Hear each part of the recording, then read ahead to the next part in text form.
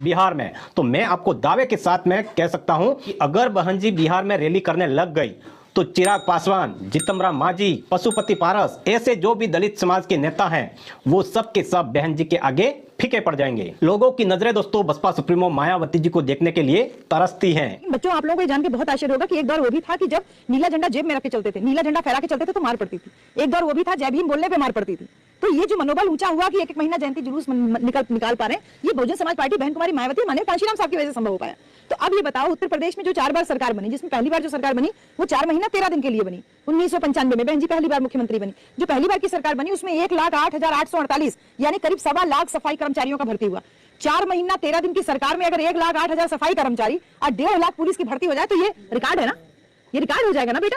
4 महीने की सरकार में माननीय बहन जी ने करीब 3.5 लाख नौकरियां दी और शिक्षा को फ्री में कर दिया, तो सरकार गिरा दिया गया उनका। दूसरी बार सरकार बनी 6 महीना के लिए, तीसरी बार सरकार बनी 15 महीना के लिए। ये तीनों बार की सरकार में माननीय बहन जी ने बहुत सारे काम किए बेटा। आपके गांव में पक्की सड़क बन जाए, अंबेडकर ग्राम योजना लागू कराई, दरवाजे दरवाजे पक्की आरसीसी रोड पहुंच जाए, एक भी मकान कच्चा न रहे गांव में, ये बहन जी ने सुनिश्चित किया। सारे मकान पक्के होने चाहिए। सारे सरकारी अफसर जो थे वो दिन भर फाइल लेकर किसी न किसी गांव में आपको घूमते नजर आते थे, क्योंकि बहन जी एक बहुत अच्छी प्रशासक भी थी, नेता तो थी लेकिन उसके साथ साथ एक बहुत कुशल प्रशासक भी थी। प्रशासक का मतलब होता है एक अथॉरिटी जो होती है। बहन जी बहुत अच्छे से कमान संभाली थी कि अधिकारी लोग गांव में घूम घूम करके, पुलिस अधिकारियों में तो ऐसा खौफ था कि पुलिस अधिकारी बड़ा बड़ा माइक भोपू ले लेके गांव गांव में घूम घूम के प्रचार करते थे कि अगर आपके ऊपर कोई जातिगत उत्पीड़न हो तो आप आके थाना में एफआईआर लिखवाइए, आपकी एफआईआर लिखी जाएगी। ऐसा बहन जी ने बताइए, डीएम एसपी जो है माइक ले लेकर के हम लोगों की बस्तियों में घूम घूम के प्रचार करते थे बेटा, वो दौर भी था। हेलो दोस्तों, नमस्कार। मैं विक्रम कुमार और आप देख रहे हैं जय भीम लाइव।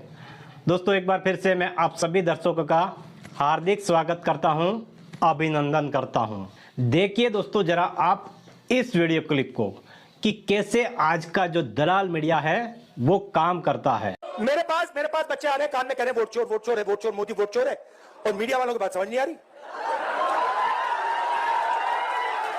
अच्छा इनसे पूछना, एक बात पूछना इनसे, अभी मीटिंग के बाद इनसे पूछना, भैया एक बात समझाइए, ये जो आपके एंकर हैं, ये जो आपके एडिटर हैं, इनमें ईबीसी ओबीसी दलित क्यों नहीं दिखाई देते? ये जो बड़े बड़े रिपोर्टर हैं, ये करते हैं, टॉक शो करते हैं, डिबेट करते हैं, इनसे पूछिए भैया 90% आबादी इसमें है क्यों नहीं? एक आपको ओबीसी नहीं मिलेगा, एक दलित नहीं मिलेगा, एक बैकवर्ड नहीं मिलेगा, नहीं मिलेगा, पूछ लो, एक नहीं मिलेगा। ये भैया आपकी आवाज नहीं है, ये बात याद रखिए, ये नरेंद्र मोदी की आवाज है, इनकी गलती नहीं है बेचारों की। देखिए इनको सैलरी लेनी है, इनको बच्चों को स्कूल भेजना, इनकी गलती नहीं है, इनके मालिकों की बात कर रहा हूं। दोस्तों वहां पर खड़े जो चैनल वाले हैं उनका चेहरा उतर गया था, उनका चेहरा शर्म के आगे लज्जा में डूब गया था। लेकिन दोस्तों वो करते भी क्या, उनकी भी मजबूरी थी रिपोर्टिंग जो करनी थी, और शायद उनको भी यह नहीं मालूम था कि राहुल गांधी जी हमको भी इसी टाइम पर रगड़ रगड़ कर दो डालेंगे।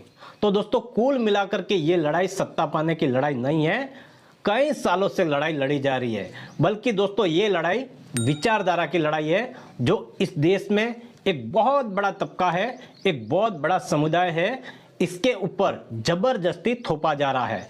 दोस्तों ये लड़ाई अम्बेडकरवाद बनाम मनुवाद के बीच में है, इसलिए ये मनुवादी चोच रखने वाले मीडिया कर्मी भी अपनी दलाली करने में फर्स्ट नंबर आते हैं। और दोस्तों इसीलिए ये न्यूज चैनल वाले जातिवादी मानसिकता के लोग बहुजन समुदाय की खबरें नहीं दिखाते हैं, वो कभी भी बहुजन समाज पार्टी की खबरें नहीं दिखाते हैं, बल्कि कभी उल्टा झूठ परोसते हैं, क्योंकि दोस्तों यहाँ से उनको बड़ा चंदा नहीं मिलता है। इसलिए दोस्तों ये जो लड़ाई है वो विचारधारा की लड़ाई है, अम्बेडकरवाद बनाम मनुवाद के बीच लड़ाई है।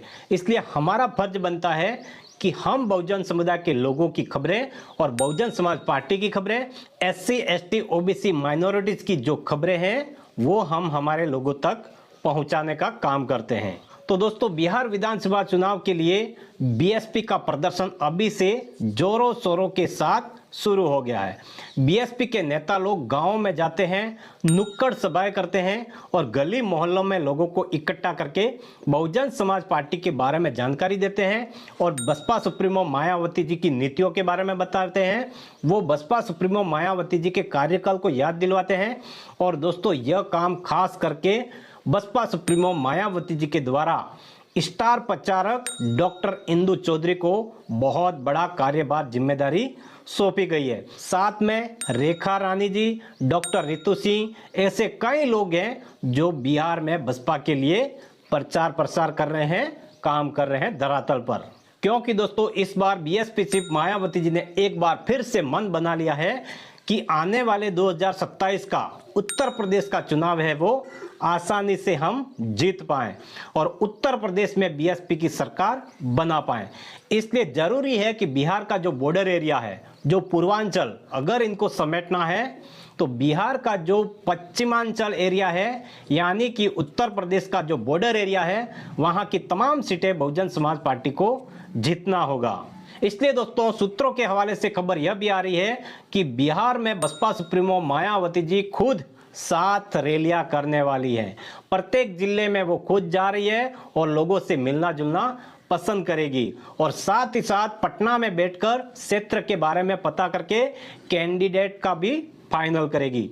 और दोस्तों सूत्रों के हवाले से यह भी खबर आ रही है कि करीब 35 से 40 सीटों पर बसपा बिहार में खुलकर खर्चा करने वाली है। और दोस्तों अगर 35 सीटों पर खुलकर खर्चा कर दिया जाए तो बहुजन समाज पार्टी के पास इतना जनाधार है कि वो वहां से विधायक जरूर बना सकती है। अगर दोस्तों गरीबी में भी चुनाव लड़ा जाए तो भी आज की तारीख में 35 से 40 लाख रुपया लगता है और बसपा का कैंडिडेट इतना पैसा कहां से लाए, ये बड़ा सवाल है दोस्तों। इसलिए दोस्तों इस बार लखनऊ कार्यालय से सूत्रों के हवाले से खबर मिल रही है कि 30-35 सीटों पर बहुजन समाज पार्टी अपनी तरफ से फंडिंग करके चुनावी खर्चा करने वाली है। और दोस्तों बीएसपी खर्चा करेगी तो निश्चित ही बहन कुमारी मायावती जी खुद वहां पर जाएगी और रैलियां भी करेगी, बिहार के लोगों के बीच में भी जाएगी।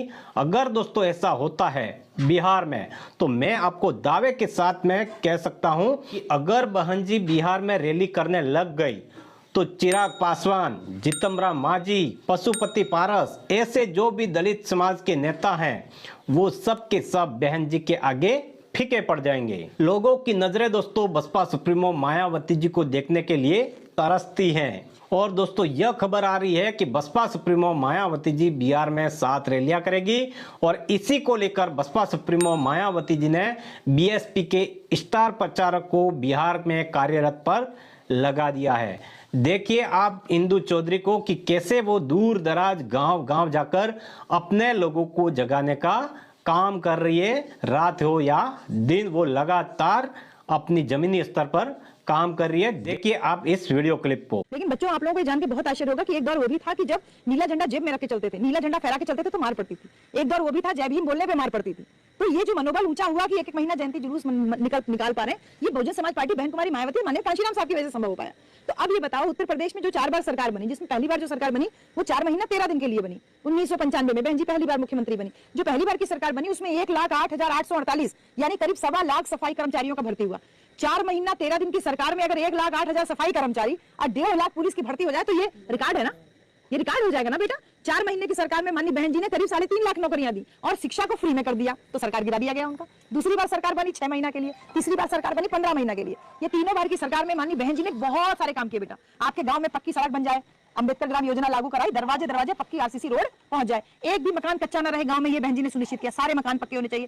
सारे सरकारी अफसर जो थे वो दिन भर फाइल लेकर किसी ना किसी गांव में आपको घूमते नजर आते थे, क्योंकि बहन जी एक बहुत अच्छी प्रशासक भी थी, नेता तो थी लेकिन उसके साथ साथ एक बहुत कुशल प्रशासक भी थी। प्रशासक का मतलब होता है एक अथॉरिटी जो होती है। बहन जी बहुत अच्छे से कमान संभाली थी कि अधिकारी लोग गांव में घूम घूम करके, पुलिस अधिकारियों में तो ऐसा खौफ था कि पुलिस अधिकारी बड़ा बड़ा माइक भोपू ले लेके गांव गांव में घूम घूम के प्रचार करते थे कि अगर आपके ऊपर कोई जातिगत उत्पीड़न हो तो आप आके थाना में एफआईआर लिखवाइए, आपकी एफआईआर लिखी जाएगी। ऐसा बहन जी ने बताइए डीएम एसपी जो है माइक ले लेकर के हम लोगों की बस्तियों में घूम घूम के प्रचार करते थे। बेटा वो दौर भी था जब हम लोग के ऊपर। तो दोस्तों ऐसी खबरें आपको कहीं बड़े बड़े न्यूज चैनल, टीवी, अखबार में नहीं दिखाई देगी।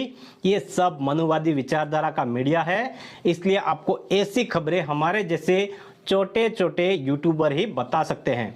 तो दोस्तों ऐसे तमाम बहुजन लोगों के द्वारा बनाए गए छोटे छोटे चैनलों को उनका आप हौसला बढ़ाइए, उनका आप साथ दीजिए।